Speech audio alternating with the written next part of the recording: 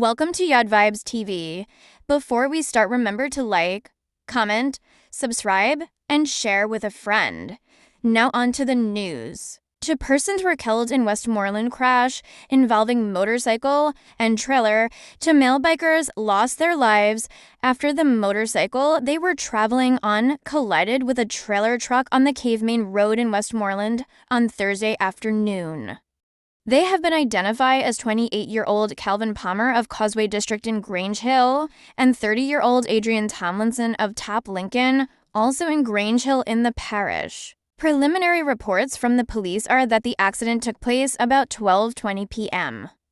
According to the police, the trailer truck was traveling easterly from Savannah towards White House, while the motorcycle, which was being driven by Palmer, was traveling in the opposite direction. On reaching a section of the roadway, the driver of a Honda motor car, which was traveling in front of the motorcycle, allegedly attempted to overtake the vehicle in front of it, and upon seeing the trailer truck approaching, the driver of the Honda pulled back into the line of traffic, which caused the motorcycle traveling closely behind to collide into it. Palmer and his pillion fell from the motorcycle and landed in the path of the truck, which ran over them. They died on the spot.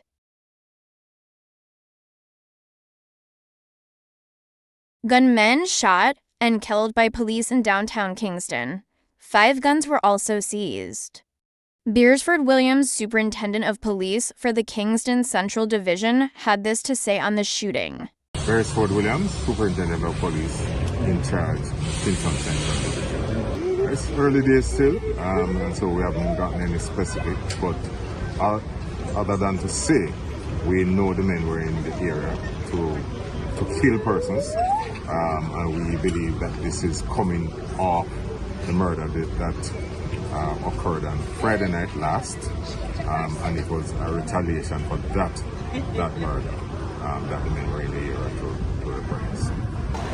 We had a murder last Friday along King Street.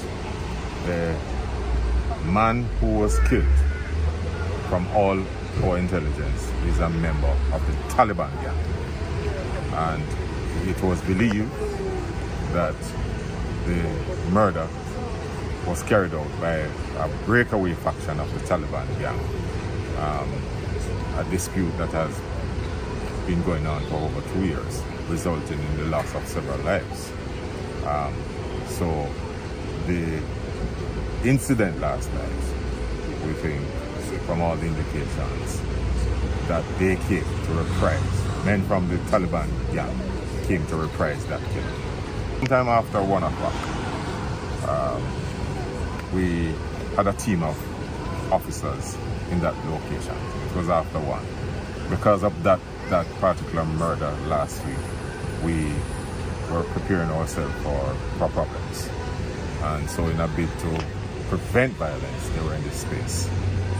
Whilst in the space, they heard gunfire and went to check. And it was during that process that they were fired on by several gunmen along Orange Street. They took action in a bid to protect themselves, return the fire, and the men ran in several directions.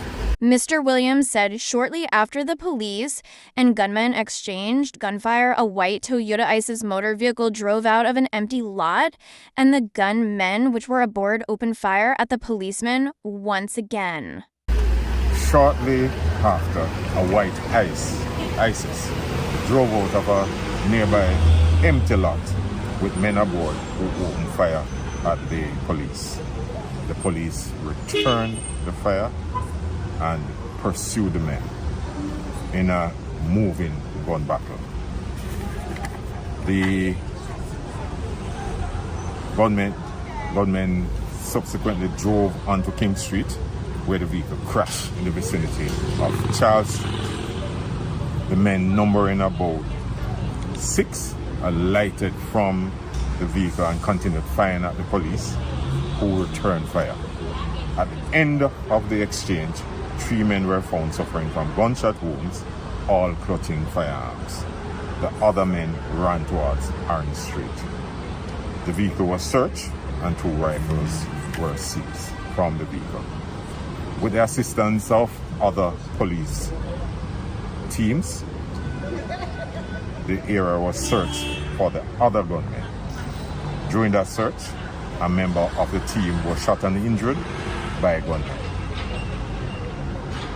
One other suspect was found in the vicinity of Orange Street and Beeson Street with gunshot injuries, and was identified by the team as one of the shooters.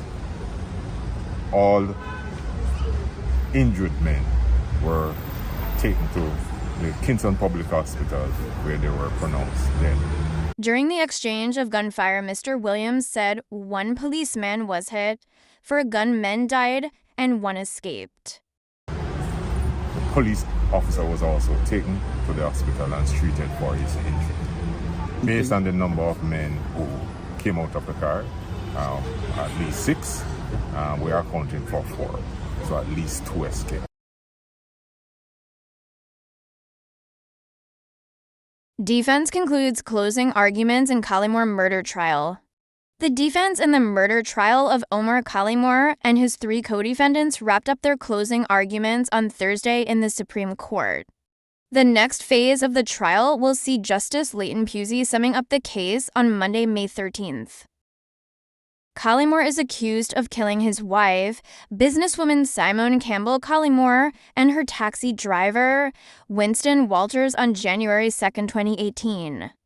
He's jointly charged with Michael Adams, Dwayne Pink, and Shaquilla Edwards. Robian Williams has been following the trial. On Thursday, Dwayne Pink's attorney submitted that the prosecution failed to prove that his client had any involvement in the murders. Attorney Ernest Davis said that there was no eyewitness or evidence linking Pink to any conspiracy to kill anyone. He urged the jury to carefully examine the evidence to see if Pink was part of any common design to commit the crime. Again, Mr. Davis argued that the prosecution has failed to produce any credible evidence against Pink. He urged the jury to find Pink not guilty. Meanwhile, on Wednesday, defense attorney representing Shaquilla Edwards asked the jury to focus on the fact that her client had withdrawn himself from the conspiracy to kill Mrs. Campbell Collymore. The attorney, Janoy MacDonald, said Edwards was not present when the plan was being hatched. According to MacDonald, her client was in Greater Portmore, St. Catherine during the time of Simone's murder. She stated that, quote, "He was not present when the men met up at Brook Valley. He was not present when they were being given firearms. He was not even present when they were being assigned roles." End quote. MacDonald told the jury that the prosecution picked apart Edwards' story to fit the narrative they wanted. She added that Edwards chose to provide the police with information during his question and answer, including the lies he told to escape from being involved in the murder plot. MacDonald noted that Edwards did not hide that he knew the men were conspiring to kill Simone. She also stated that evidence was not produced to link Edwards' cell phone records to the double murder or any conspiracy. Thank you for watching. Remember to like, comment, subscribe, and share with a friend.